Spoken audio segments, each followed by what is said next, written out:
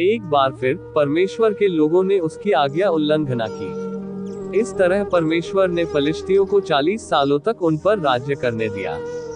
तब उसने उन्हें आजाद कराने के लिए शिमशोन नाम के एक व्यक्ति को चुना। एक स्वगत ने शिमशोन की माता से वादा किया था कि वह पुत्र को जन्म देगी।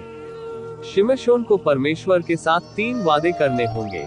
कभी भी मदिरा नहीं पीना, कभी भी मुर्दों को नहीं छूना, कभी भी अपने बालों को नहीं काटना। परमेश्वर ने शिमशोन को बहुत शक्तिशाली बनाया। उसने एक सिंह को मार दिया और मधुमक्खियों ने उसकी लाश में शहद बनाया।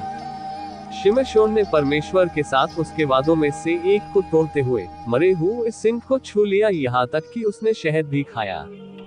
शिमशोन को दलीला नामक एक स्त्री से प्रेम हो गया। फिलिस्तियों ने यह बात पता करने के लिए कि क्यों शिमशोन इतना ताकतवर था, उसे बहुत सा धन देने का वादा किया। उसने बार बार इसके बारे में उससे पूछा। अंत में शिमशोन ने दलीला को उसका रहस्य बता दिया। अगर मेरे बाल काट दिए जाएं, तो मेरी ताकत चली जाएगी। इसलिए जब वह सोया हुआ था, दलीला ने एक व्यक्ति को उसके बाल काटने के लिए बुलाया। शिमशोन की ताकत उसमें से चली गई। जब फलिश्तियाँ आए, उन्होंने आसानी से उसे पकड़ लिया। उन्होंने उसे अंधा कर दिया। तब उन्होंने उसे जेल में डाल दिया और भारी चक्की पीसने का काम दिया। धीरे धीरे शिमशोन के बाल पुनः बढ़ गए। फलिश्तियाँ उसे उनके झूठे देवता दागोन का उसे हराने में धन्यवाद करने के लिए उनके मंदिर में लाए। शिमशोन ने परमेश्वर से कहा कि एक अंतिम बार उसे ताकतवर बना दे। शिमशोन 2 खंभों के बीच खड़ा हुआ और उन्हें धक्का मारा।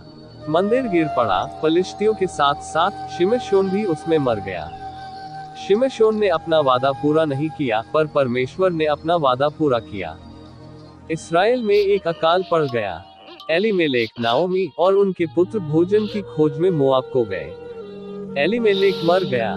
पुत्रों ने मोआबी स्त्रियों ओर्पा और रूत से विवाह कर लिया। तब पुत्र भी मर गए। तीनों स्त्रियों के पास पति नहीं थे। जब इस्राएल में अकाल समाप्त हो गया, नाओमी ने घर जाने का फैसला किया। मोआब में ही रहो, उसने अपनी बहुओं से कहा, ये तुम्हारा घर है। ओर्पा वहीं रही, पर रूत ने कहा, जहां भी आप जाओ, मैं जाऊंगी। आपका लोग मेरे लोग होंगे, आपका परमेश्वर मेरा परमेश्वर होगा। रूत और नाओमी इकट्ठे वापस इस्राएल को गई। यह इस्राएल में फसल के कटने का समय था। नाओमी ने रूत से कहा कि वह जाकर खेत में काटने वालों के पीछे फसल को बीन ले। खेत एलीमेलेक के संबंधी बोअज का था। बोअज रूत के पास आया। तुम नाओमी के साथ बहुत अच्छी रही हो, बोअज ने कहा, घर छोड़ना मुश्किल रहा होगा। परमेश्वर तुम्हें आशीष दे।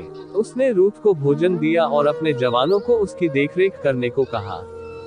रूत ने नाओमी को बताया कि क्या हुआ था। नाओमी मुस्कुराई। जब कोई मरता है, उसका निकट संबंधी उसके परिवार की देखभाल करता है। वह व्यक्ति उनका निकटतम छुटकारा देने वाला संबंधी है। बोअज हमारा निकटतम संबंधी है, उसके निकट ही रहना। इसलिए रूत बोअज के निकट रही। वह हर दिन उसे और ज्यादा पसंद करने लगा। बोअज ने एलीमेलेक की जमीन खरीदी और नाओमी और रूत की देखभाल की। तब उसने रूत को उसके साथ विवाह करने के लिए कहा। रूत से एक पुत्र ओबेद पैदा हुआ। ओबेद का पुत्र यिशै था। यी का पुत्र दाऊद था, और दाऊद इस्राएल का महान राजा बन गया।